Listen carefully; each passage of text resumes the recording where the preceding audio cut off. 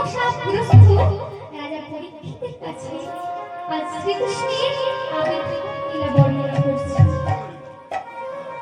তারপরে শেষ ভাগে মথুরার রাজা ছিলেন কংসের পিতা উগ্রসেন।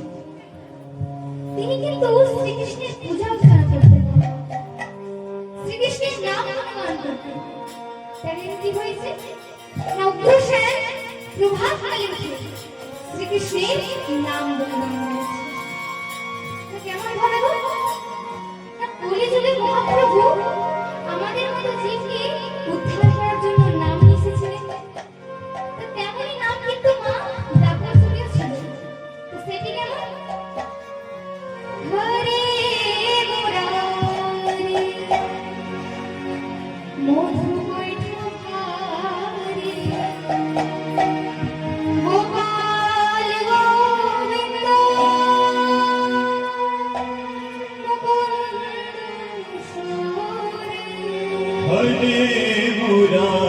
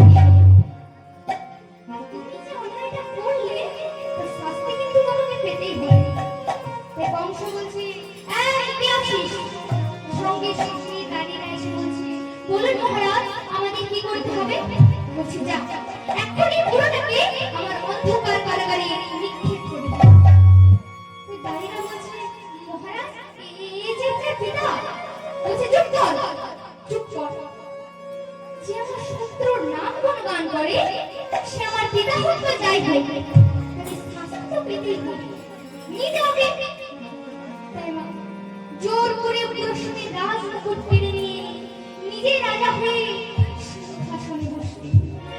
বললেন আজ থেকে আমি হলাম মথুরার রাজা। নিয়ে যাবে তাই মা দাইরা উগ্রসেনকে বলছে চলুন মহারাজ। উগ্রসেন কাঁদতে কাঁদতে বলছে ওরে কংস তুই আমায় অন্ধকার কারাগারে দিস বাবা, আমি যে সহ্য করতে পারবো না, তুই আমায় অন্য শাস্তি দে। বলছি না এই শাস্তি পাপ ঠিক তোমার, নিয়ে যা বলছি। তাই মা দাঁড়িয়ে উগ্রসেনকে টানতে টানতে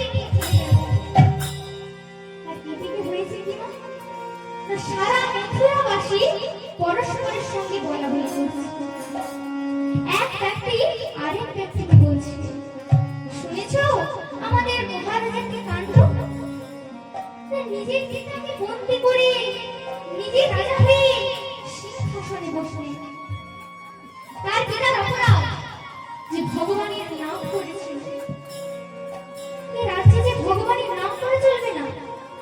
আমরাও যদি ভগবানের নাম করি তাহলে তো আমাদেরকেও কারাগারে বন্দি করে দেবে।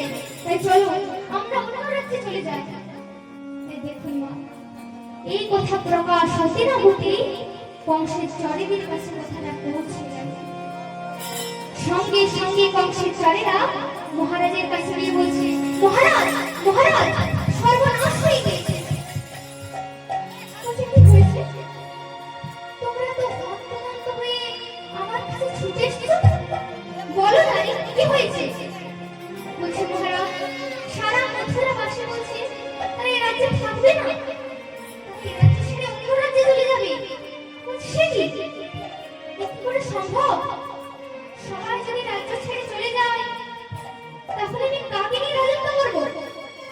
তাহলে মহারাজ উপায়? বলছে, উপায় তো একটা বটে, ভাবতে দাও। মহারাজ ভেবে নিলেন, বললেন, এই কলুষিত নামটাকে সুনাম করতে হবে যাতে প্রজারা খুশি হয়।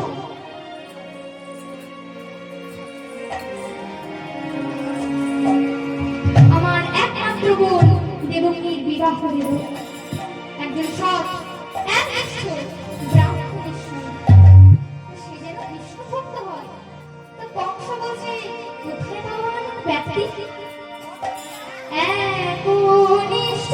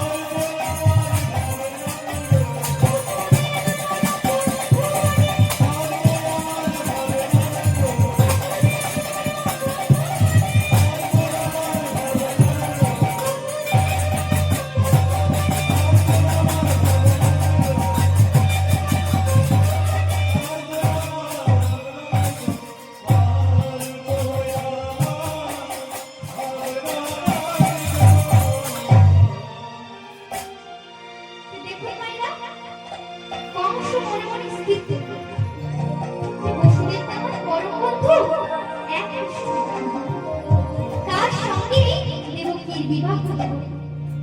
কংস কিন্তু দেবকীকে খুব ভালোবাসত না। একদিন কি হয়েছে না, কংস বসুদেবের কাছে গিয়ে বলছে, বসুদেব, ও বসুদেব, তোমাকে কিন্তু আমার একটা কথা রাখতে হবে বসুদেব। বসুদেব বলছে, বলো কি বলতে চাও? বলছে বসুদেব, তোমাকে কিন্তু আমার মন দেবকীর সঙ্গে বিবাহ করতে হবে বসুদেব। বলছে, সে কি? এ কি করে সম্ভব? আমি তো বিয়ে করবো না বলে মন স্থির করেছি। তুমি অন্য কোনো জায়গায় দেবকী বিয়ের ব্যবস্থা করো। তাই কংস বলছে, না বসুদেব, আমি আমার একমাত্র বোনকে তোমার হাতে তুলে দিয়ে নিশ্চিন্ত হবো। তুমি আর না করো না বসুদেব, আমি তোমাকে বিশ্বাস করি, তুমি হলে এক সৎনিষ্ঠ ব্রাহ্মণ। তাই মা, শেষে বসুদেব রাজি হয়ে গেল। এই সংবাদটা সারা মথুরাবাসী জেনে গেল।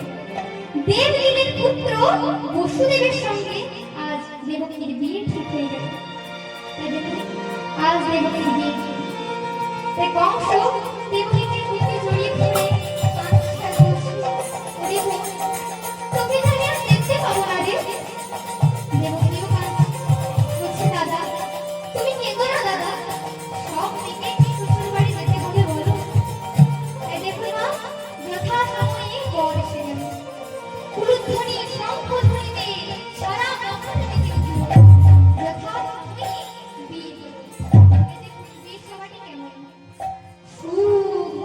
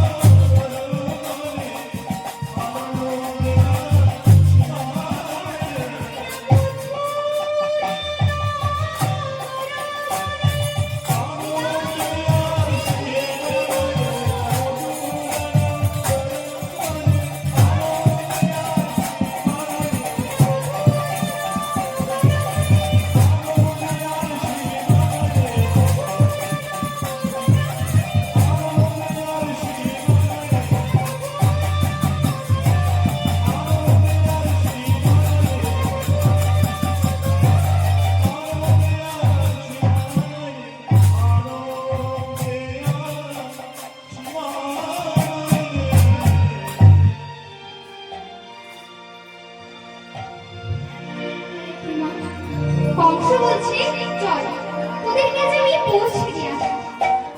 তাই সোনার মনোমত করে সাজিয়ে এক পাশে দৈবকী আর বসুদেবকে বসিয়ে সবাই মিলে বলে উঠল, জয় মহারাজ কংসে, জয় জয় মহারাজ কংসে, জয় জয় মহারাজ কংসে। এবার রথ চড়ে চলে যাচ্ছে দেবকীর শ্বশুর বাড়ির উদ্দেশ্যে। ঘর ঘর ঘর রথ করিয়া গাইয়া চলে,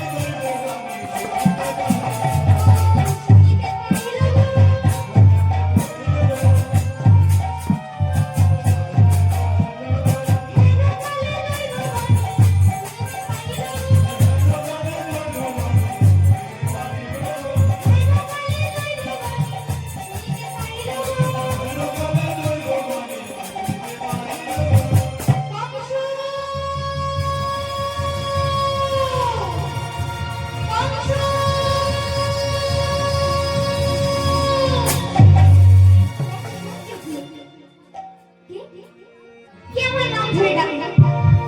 কার এত বড় সাহস? এই ত্রিজগতে আমার নাম শুনলে সবাই ভয়ে থরথর করে কাঁপে। মহারাজ, মহারাজ, কে তুমি? আমি তোমায় দেখতে পাচ্ছি না কেন? বলছি মহারাজ, তুমি আমায় দেখতে পাবে না, কারণ আমার তো শরীরই নেই। বলছি তা বলো, কি জন্য এসেছো এখানে? বলছি মহারাজ, আমি যে ভাগ্যের বিচার করতে এসেছি। তো বলছে ভাগ্যের বিচার? তুমি করবে আমার ভাগ্যের বিচার? এই তো, এই তো দেখো, সারা মথুরাবাসী আমার কেমন দুর্নাম করছিল। আমি আমার ভাগ্যটাকে পরিবর্তন করে নিলাম। আমি আমার একমাত্র বোন দেবকীর বিবাহ দিলাম একজন সৎ একনিষ্ঠ ব্রাহ্মণের সঙ্গে। তাই বলে সারা মথুরাবাসী আমার কেমন নাম গুণগান গাইছে। আর তুমি করবে আমার ভাগ্যের বিচার? তাই নিয়োগী বলছে মহারাজ, তুমি যে আশায় বুক পেতে চলেছ, যে ভগ্নীর বিয়ে দিয়েছ, সেই ভগ্নীর গর্ভে তোমার মৃত্যু লুকিয়ে আছে। কংস বলছে কি বলে? আমি বিশ্বাস করি না। বলছে মহারাজ, বিশ্বাস করে না করা তোমার ব্যাপার, আমার বলার কর্তব্য আমি বললাম। কংস বলছে কি বলছো একটু পরিষ্কার করে বলে দেখি। বলছে মহারাজ, তবে শোনো মহারাজ, শোনো শোনো মহারাজ, শোনো দিয়া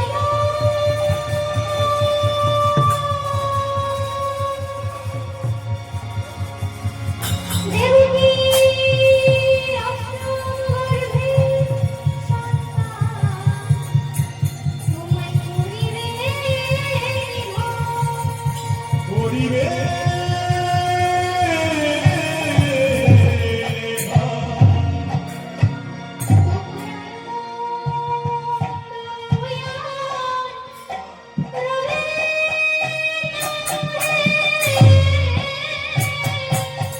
তোমার আনন্দ রবে রহে।